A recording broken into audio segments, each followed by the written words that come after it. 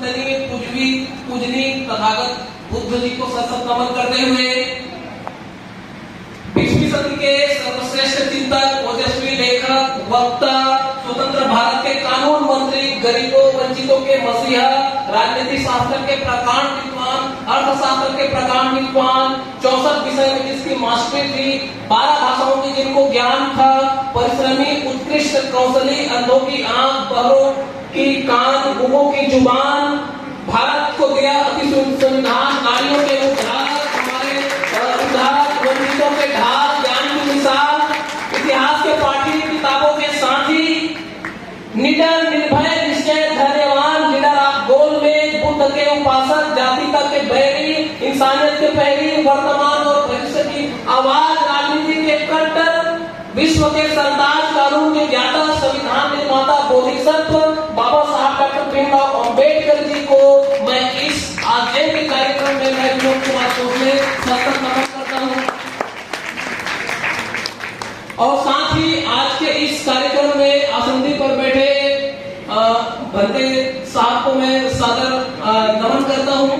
और आज इस कार्यक्रम के आयोजक टीम बहन पल्लवी मेसाम जी, साथ ही मेरे साथ आए बौद्ध महासभा के अध्यक्ष हमारे बड़े भैया आदरणीय एम डी वालदे साहब, हमारे मित्र कपूरचंद डोंगरे साहब, बड़ी दीदी हमारी ज्योति गजभिये जी, सभी को मैं सादर धन्यवाद ज्ञापित करता हूं कि आप सब ने मुझे इस गौरव की क्षण में आमंत्रित किया।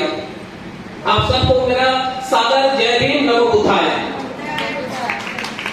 आज मैं देख पा रहा था कि मैं अपने आप को गौरवान्वित भी महसूस कर रहा हूं कि आज हमारे इस कार्यक्रम में आधी आबादी बैठी हुई है। बाबा साहब कहते थे मैं किसी समुदाय की प्रगति इस बात से मापता हूं कि उस समुदाय की महिलाओं ने कितनी प्रगति की है। और आज मैं इसी सिलसिले में बात करने जा रहा हूं। बाबा साहब की कारनामों की यदि हम बात करें तो 365 दिन कम पड़ जाएंगे। फिर भी बाबा साहब की कुछ बेमिसाल कारनामों को आज हम याद करने की कोशिश करते हैं। खास करके इस देश की आधी आबादी महिलाओं के इंपॉर्मेंट देने में, मुझसे पूर्व वक्ता बहन जी भी कह रही थी, मैं उनको सुन रहा था। आज के वो अतिथि हैं, उनको भी मैं सशक्त नमन करता हूँ, कोटि धन्यवाद ज्ञापित करता हूँ कि उन्होंने भी फीमेल इंपॉर्मेंट की बात की। तो बाबा साहब डॉक्टर भीमराव अंबेडकर जी का फीमेल इंपॉर्मेंट में क्या योगदान रहा, मैं थोड़ा सा याद करने का प्रयास करता हूँ उस मंच के माध्यम से। पहली बात, बाबा साहब डॉक्टर भीमराव अंबेडकर जी का महिलाओं को मताधिकार दिलाने में बहुत महत्वपूर्ण योगदान रहा है। मैं शुरुआत करता हूं साउथ बोरो कमीशन से। साउथ बोरो कमीशन मताधिकार को परिभाषित करने के लिए 1917 में भारत आई थी। और उस समय कोल्हापुर के राजा साहू जी महाराज ने बाबा साहब डॉक्टर भीमराव अंबेडकर जी को इस देश के वंचितों और महिलाओं को मताधिकार दिलाने और उनके लिए प्रतिनिधित्व दिलाने के लिए ब्रिटिश जो ऑफिसर थे उनको समक्ष उन्होंने भेजा था। तो 1917 में बाबा साहब का जो पहला बड़ा संघर्ष था 1917 में शुरू हुआ था। और 1917 में साउथ बोरो कमीशन के समक्ष बाबा साहब डॉक्टर भीमराव अंबेडकर जी ने महिलाओं और वंचितों के लिए प्रतिनिधित्व मांगा और साथ ही वयस्क मताधिकार की बात की। यदि हम कानूनी आंकड़े में जाएं तो 1921 की स्थिति में महज 3% महिलाएं साक्षर थी और उस 3% महिला में महज 1% से भी कम महिलाओं को वोट देने का अधिकार है। तो बाबा साहब डॉक्टर भीमराव अंबेडकर जी ने 21 साल तक की महिलाओं के लिए सार्वभौमिक मताधिकार की मांग साउथ बोरो कमीशन के समक्ष किया था। और आगे भी जब 1927 में साइमन कमीशन जब भारत आई तो वहां पर भी बाबा साहब डॉक्टर भीमराव अंबेडकर जी ने सार्वभौमिक मताधिकार की वकालत की। और साउथ बोरो कमीशन के बाद, साइमन कमीशन के बाद अंग्रेजों ने ये मानने लग गए थे कि पुरुषों के समान महिलाओं को भी मताधिकार का लाभ मिले। और अंग्रेज ये मान गए, कुछ तकनीकी उसमें दिक्कत थी और कुछ उसमें मतभेद थे। उन मतभेदों को दूर करने के लिए 3 अंतिम बार की गोलमेज सम्मेलन इंग्लैंड में बुलाई गई 1930, 31, 32 3 साल तक लगातार चली। और गोलमेज सम्मेलन में वंचितों के लिए न्याय की बात तो बाबा साहब ने कही, लेकिन उनका एक यह भी मांग थी कि महिलाओं को समान अधिकार मिले, क्योंकि बाबा साहब जानते थे कि पिछले 2000 वर्षों से महिलाओं के ऊपर क्या शोषण हुआ और उनको दोयम दर्जों का व्यवहार लगातार किया जाता है। जब बाबा साहब डॉक्टर भीमराव अम्बेडकर जी को जब संविधान लिखने का अवसर मिला, तो बाबा साहब डॉक्टर भीमराव अम्बेडकर जी ने आर्टिकल 15(3) को शामिल करके एक नया इतिहास भारत में लिख दिया। 15(3) की यदि हम बात करें तो भारत के संविधान में जब बाबा साहब डॉक्टर भीमराव अम्बेडकर जी अनुच्छेद 15(3) लिखे, तो उसको विरोध में संविधान सभा के काफी सदस्य खड़े हो गए और उन सब ने 15(3) को शामिल भारत के संविधान में नहीं करने के संबंध में तर्क दिए। कुछ संविधान सभा के सदस्यों को कहना था कि डॉक्टर अम्बेडकर, आपने भारत का संविधान लिखा और भारत के संविधान में अनुच्छेद 14 के तहत सबके सब समान हो गए। अनुच्छेद 15(1) में धर्म और कुल वंश के आधार पर भेदभाव नहीं करने की बात की गई है। इसमें लिंग आधार पर जो भेदभाव है उसको निषेध किया गया है। तो 15(3) लिखने की क्या औचित्य है? तो बाबा साहब का कहना था कि आप भी जानते हैं और मैं भी जानता हूं कि हमारे देश में महिलाओं की क्या दशा रही है। आज यदि हम कहीं अनुच्छेद 15(3) को यदि हम भारत के संविधान में शामिल नहीं करते हैं तो ये देश और इतिहास हमें माफ नहीं करेगा। इन सारे नियमों के बावजूद भी 15(3) शामिल करने की जरूरत है, ताकि महिलाओं के एम्पावरमेंट के लिए कानून भारत की सरकार, राज्य की सरकार बना सके। और जिन सदस्यों ने 15(3) पर और 15(3) शामिल करने की जरूरत है, ताकि महिलाओं के एम्पावरमेंट के लिए कानून भारत की सरकार, राज्य की सरकार बना सके। और जिन सदस्यों ने 15(3) पर अवरोध उत्पन्न किया था, उन सब के अवरोध खारिज हुए और फिर बहुमत से अनुच्छेद 15(3) संविधान में आया। तो ये एक बहुत बड़ा बाबा साहब डॉक्टर भीमराव अम्बेडकर जी का योगदान था। इसमें कुछ न्यायिक दृष्टांत है जिसको मैं बाद में चर्चा करूंगा। ये तो हुआ पहले कारनामे। बाबा साहब के प्रयासों से अनुच्छेद 15(3) अस्तित्व में आया, जिसके वजह से आज भारत देश की महिलाओं को पंचायतों में 33% रिजर्वेशन और 1997 में एक अधिनियम बना कि प्रत्येक शासकीय संस्थाओं में 30% महिलाओं को प्रतिनिधित्व देना पड़ेगा, अर्थात हॉरिजॉन्टल रिजर्वेशन आया। ये बाबा साहब के प्रयासों से आया। ये बाबा साहब के बेमिसाल कारनामे थे, पहला कारनामा। दूसरा कारनामा की बात करूंगा, एक बहुत बड़ा हमारे देश की असमानता से भरा हिंदू कोड बिल का मसौदा, जिसकी बात मुझसे पूर्व वक्ता बहन जी कर रही थी। मैं हिंदू कोड बिल पर आपको थोड़ा सा याद दिलाना चाहूंगा कि हिंदू कोड बिल की जरूरत क्यों पड़ी। आप सबको पता है कि हमारे देश किस तरीके से असमानताओं के दौर से गुजर रहा था। भारत के संविधान बनने से पहले जो सामाजिक रीति थी वो मनुस्मृति के तहत शासित होती थी, ये आप सबको पता है। तो 1950 के पहले जो मनुस्मृति के तहत जो शासित होती थी, उस कायदे कानून पर सवाल उठाने का हिम्मत किसी की नहीं थी और उसी को सर्वमान्य मान लिया गया था। जब ब्रिटिश लोग भारत में आए और सन 1700 के बाद पूरे भारत में धीरे धीरे वो लोग अपना सत्ता स्थापित कर लिया, तो उस समय भारत की जो रीति थी, जो कुछ हिंदू समाज में मान्यताएं थी, उसको उन्होंने कानून मानते हुए अपने फैसले देने शुरू कर लिए और धीरे धीरे उसी फैसले को न्याय दृष्टांत मानते हुए इस देश में कानून चलने लगे। लेकिन समय पर समाज में सुधार पैदा हुए और उन सुधारों के फलस्वरूप 1927 में पहली बार एक बृहद सती प्रथा कानून लाया गया। बाद में 1937 में महिला संपत्ति अधिकार अधिनियम लाया गया। तो जब ब्रिटिश भारत को छोड़कर जाने वाले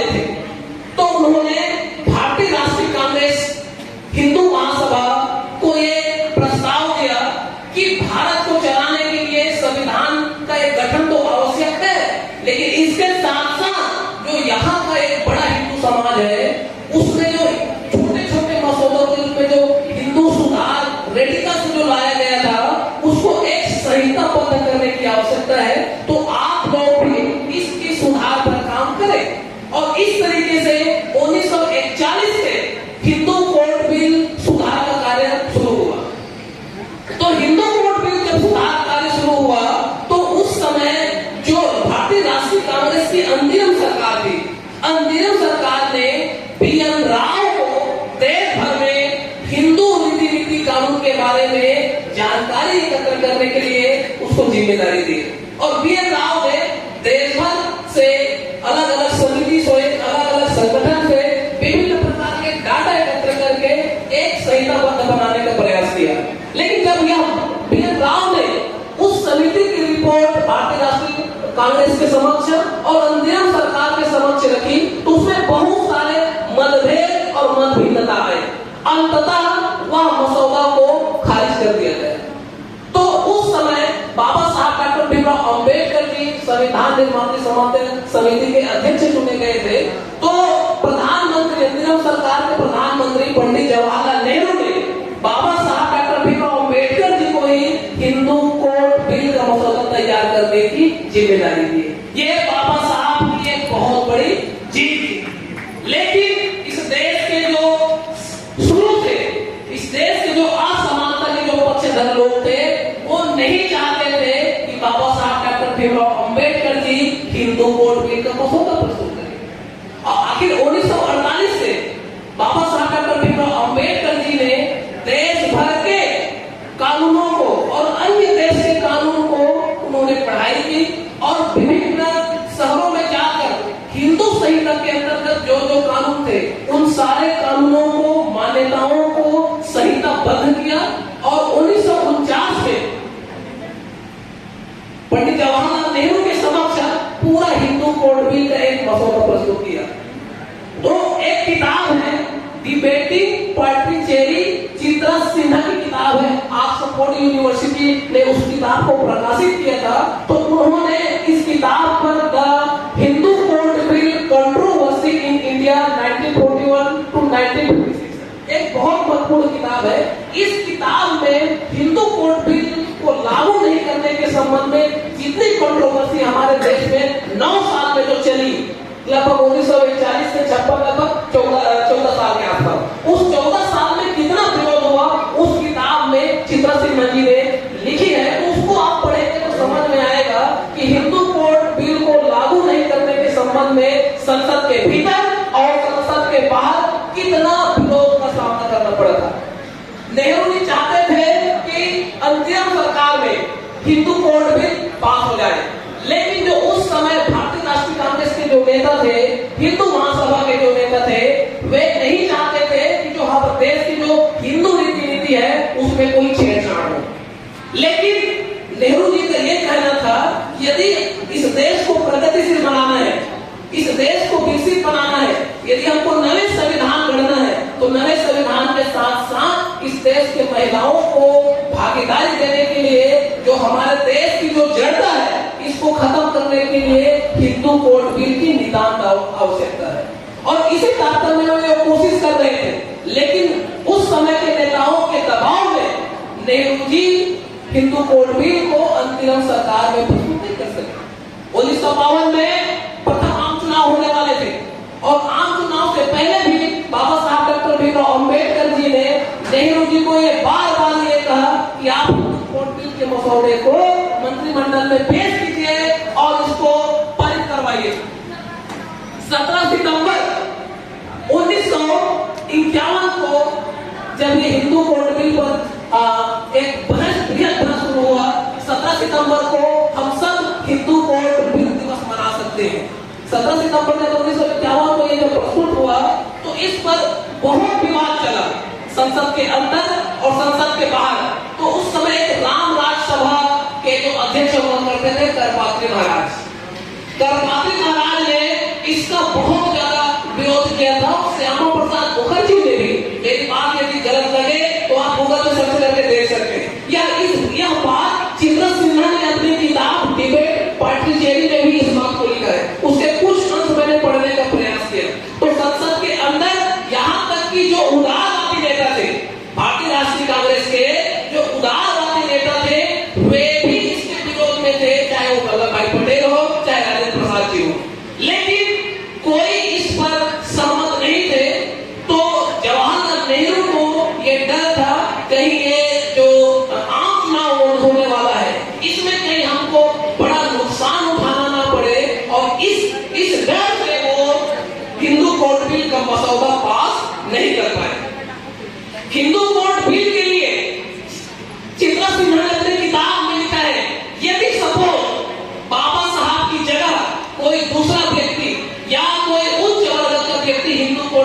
लिखता तो शायद उतना विरोध नहीं होता जितना बाबा साहब का किए। तो बाबा साहब के नाम से ही कि एक untouchability person Hindu code bill लिख रहा है, इस बात से उस समय के तत्कालीन नेताओं को चिढ़ थी और इस कारण से बहुत ज्यादा विरोध हिंदू कोड बिल का हुआ और अंततः हिंदू कोड बिल जो बाबा साहब ने एक विस्तृत मसौदा बना के दिया था, 4 छोटे-छोटे टुकड़ों में आखिर पास हुआ।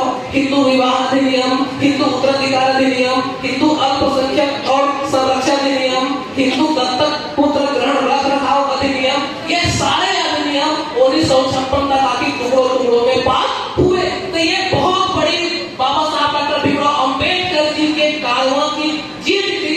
आज उन्हीं के वजह से हमारे देश की महिलाएं स्वतंत्र रूप से अपने अधिकारों का उपभोग कर रही है। तो ये बाबा साहब जी के दूसरे बड़े कारनामे थे। अब एक और बड़ी बहस इस देश में संविधान बनने के बाद देखिए, एक अनुच्छेद कितना कारगर साबित हुआ है, इन 75 सालों में उनका इंटरप्रिटेशन मैं बताने का प्रयास करता हूँ। क्योंकि मैं देख पा रहा हूँ कि आज पढ़े लिखी हमारी समाज की बहनें यहाँ पर बैठी हुई है, तो कुछ तकनीकी भाषा का उपयोग कर सकता हूँ मैं। तो देखिए किस तरीके से बाबा साहब की दूरदर्शिता थी। देखिए आज से 10 से 15 साल पहले बाबा साहब का नाम लेने से लोग कतराते थे। आज पक्ष विपक्ष लेफ्ट राइट सब बाबा साहब वाले हो गए। ये अच्छी बात है और आने वाला समय बाबा साहब का ही होगा। तो देखिए बाबा साहब की दूरदर्शिता कितनी थी। अनुच्छेद 15(3) में ये लिखा है कि इस अनुच्छेद की कोई भी बात महिलाओं और बालकों के संबंध में कोई नियम बनाने से रोकेगा नहीं। यह है अनुच्छेद 15(3). अब देखिए इस 15(3) के संबंध में क्या क्या कानून आए, मैं आप लोगों के लिए यहाँ पर रखना चाहूंगा। क्योंकि आज बाबा साहब की हम जयंती मना रहे हैं, तो उनके जो ये बेहतरीन योगदान है, कैसे आज हमारा समाज लाभान्वित हो रहा है, इस बात को हम आज यहाँ पर जानने का प्रयास करते हैं।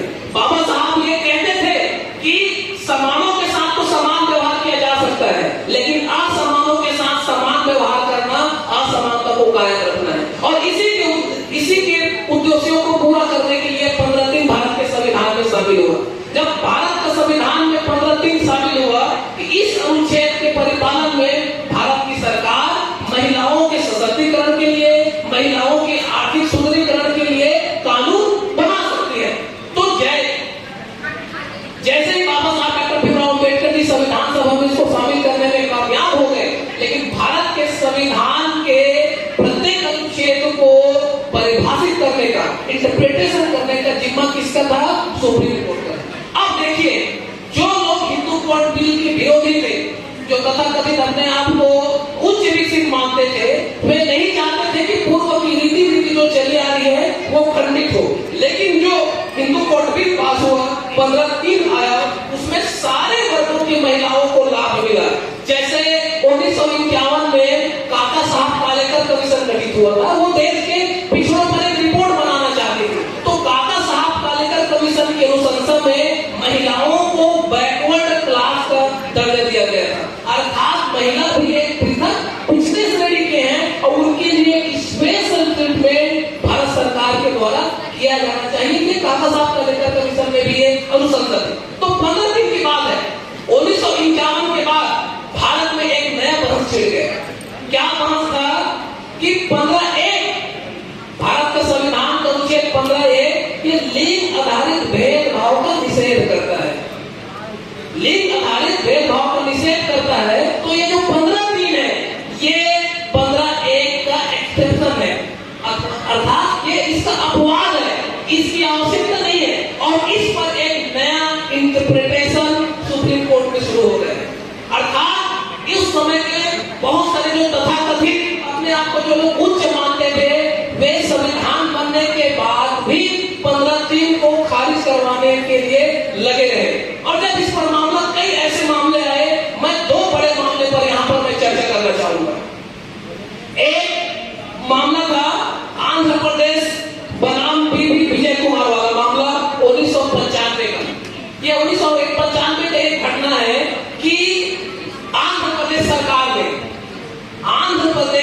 स्टेट की महिलाओं को शासकीय सेवाओं में 30% विशेष प्रतित्व देने के लिए एक नियम बनाया और इस नियम में यह कहा गया कि पुरुषों और महिलाओं के लिए तो समान योग्यता रहेगी, लेकिन 30% महिलाओं को विशेष रियायत दिया जाएगा, वरीयता दिया जाएगा।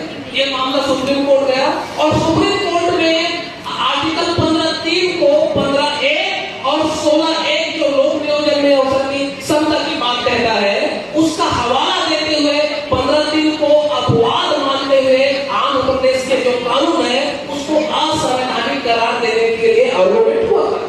सुप्रीम कोर्ट ने जब इस पर बहस किया तो सुप्रीम कोर्ट की मेजर जजमेंट ने यह कहा कि 15(3) जो है 15(3) भले 15(1) का अपवाद है, लेकिन 15(3) के अंतर्गत कोई भी ऐसा कानून जो राज्य और केंद्र की सरकार बनाती है, जो महिलाओं के आर्थिक सशक्तिकरण करती है, महिलाओं की इकोनॉमिक इंपॉर्मेंट की बात करती है, उनको विशेष प्रतिनिधित्व देने की बात करती है, तो ये संवैधानिक माना जाएगा। ये भले अपवाद है, लेकिन ये जो 15(3) के अंतर्गत जो कानून है, ये सब के सब कानून कॉन्स्टिट्यूशनल है, संविधान सम्मत है और इसको असंवैधानिक नहीं माना जा सकता।